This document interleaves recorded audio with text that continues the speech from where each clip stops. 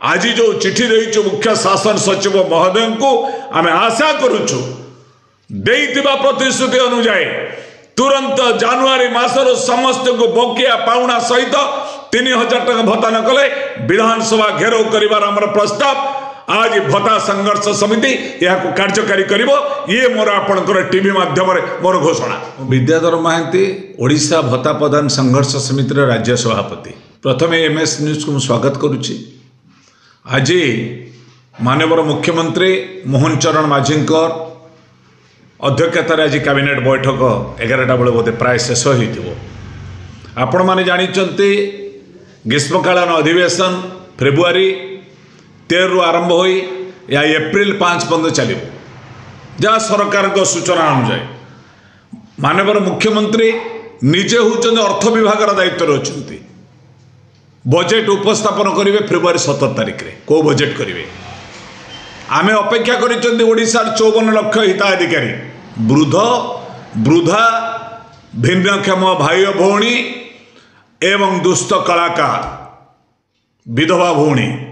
समस्त अपेक्षा कर 27 तारिख में माननीय मुख्यमंत्री मोहन चरण माझी महोदय जो अर्थ अटकल करेंगे बजेट उपस्थापन करेंगे ए कौन पाइबू आम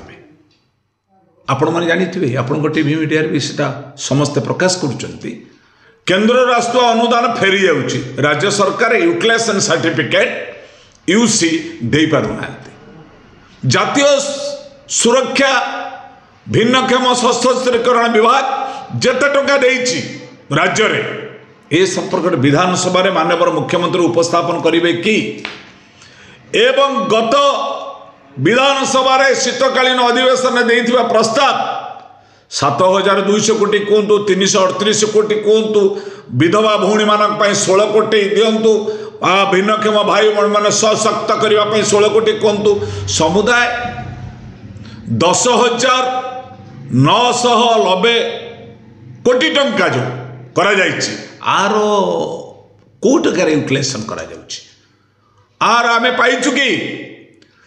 4,17,000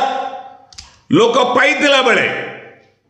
3,500 माननीय मुख्यमंत्री 15 तारिख रे जो घोषणा करिसेंती बहुत विभ्राट पाई नाहंती 4 लाख नामक मात्र परसेंटेज पका जाउची ब्लॉक को छाड़ी देइचंती कलेक्टर छाड़ी देइचंती से माने वर्तमान खेल खेलुचंती 1200 कार पाइबा कथा ता कहले तुम 1000 नहीं पड़ा खेल चलीची प्रशासन वर्तमान स्थाणु तेणु एथि मोर कहिबार प्रश्न होउची राज्य सरकार आज मु चिठी लिखुची माननीय मुख्य शासन सचिव मनोज आहूजा की ओडियार अस्मितार राजा आम ओडिशार अस्मितार राजा होउचंदी हमर मुख्य शासन सचिव जहां स्वाक्षर रे आज ओडिशा राज्य सरकार अर्थ यूटिलाइज करुची तांको आज मु चिठी दउची आज ग्रीष्मकालीन अधिवेशन जो फेब्रुआरी 13 रु चालू रहिबो विभिन्न पर्यायर सरिबो एप्रिल 5 पर्यंत आम बजेट ए पेश करेंगे समस्त को 3,000 टंका भत्ता दवा 50 लाख ऊर्ध्व हिताधिकारी जदि 4 लाख माइनस होती आर बजेट पेश करेंगे नचेत आम बाध्य हबु विधानसभा जावाई विधानसभा घेराव करने को बाध्य हबु सरकार स्थाणुता विरुद्ध रे तेणु आशा करे राज्य सरकार केंद्र हो राज्य होइतिबा बजेट रे जो अटकल करा जाउची आको यूटिलाइज करा जाऊ आको यूटिलाइज न करे केंद्र अनुदान फेरी जाउची राज्य सरकार बाटरे जाऊ जाऊ जाऊ जाऊ घोषणा करूचो स्कीम जहाँ को देखिले 2टा गाड़ी बांटी दे कहते आम करदेलु सामाजिक सुरक्षा होगा आज आनंदर कथा कोरापुट जिलार समस्त भाई मान को अनुरोध करी आमर पूर्व निष्पत्ति अनुजाई आमर विभागीय मंत्री नित्यानंद गंड सार पताका उत्तोलन करेंगे कोरापुट जिले में रेडी हुंतु आपण माने आंदोलन करने कोरापुट जिले में कला दिवस पालन करने कहे नित्यानंद गंड जी जो कहते आमको समालोचना कले कौन आम तो मानिन मु बुझीपार कि किए कहीं समालोचना कर आपण कही ना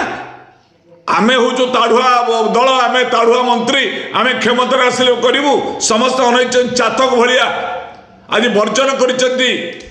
वृद्ध वृद्धा भिन्नक्षम भाई भौणी विधवा भौणी वर्जन कर नमुना 1000 टका 3000 दरकार तुमको किए कह तुम कतर बहुत विभाग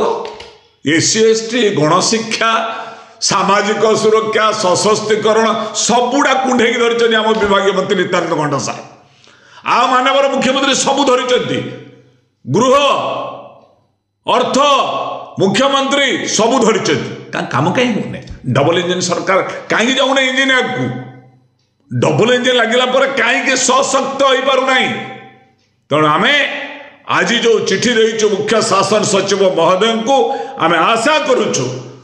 देइतिबा प्रतिश्रुति अनुजाई तुरंत जानुआरी मासर समस्त को बकिया पाउना सहित 3000 टका भत्ता न कले विधानसभा घेराव करिवार हमर प्रस्ताव आज भत्ता संघर्ष समिति यह कार्यकारी करिवो ये मोर आपनकर टीवी माध्यम रे मोर घोषणा ऑनलाइन लेबे सुंदर सुंदर फुटवेयर मिलु अछि नामी नामी कंपनी रो शूज मिलु अछि देरी न करी ऑर्डर करंतो एवं सस्ता दाम रे भल जूता किनिबा को ट्राई करंतो जहाँ फ्लिपकार्ट भली नामी दामी कंपनी रे एबे उपलब्ध होइछि एवं गोटे किनिले ता सहित आउ गोटे फ्री मध्य मिलुछि देरी न करी ऑर्डर करंतो यार फायदा उठांतो यही भली वीडियो देखा हेले आम चैनल को लाइक करंतु शेयर करंतु सब्सक्राइब करने को जमा भी भूलु ना। Thank you.